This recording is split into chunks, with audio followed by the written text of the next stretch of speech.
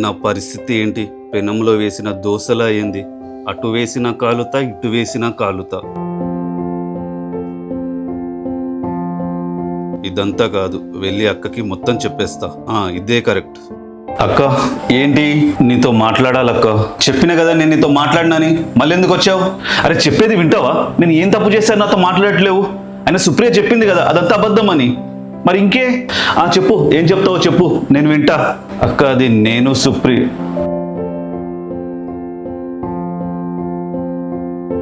నేను ముందే చెప్పేస్తున్నా, నా పెళ్లి వేరే వాళ్ళతో అవుతుందంటే మాత్రం చావనన్నా చస్తా గానీ ఇంకో పెళ్లి చేసుకోను. ఇప్పుడు అక్కకి చెప్పాక ఒప్పుకోకపోతే సుప్రియ అన్నంత పని చేస్తుంది. ఏమైంది? మాట్లాడాలని చెప్పి దిక్కులు చూస్తున్నావు?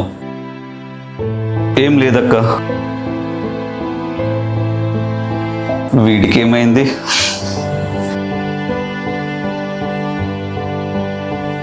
సుప్రియ, సరే మనం ఈరోజే వెళ్ళిపోదాం. నిజంగానా?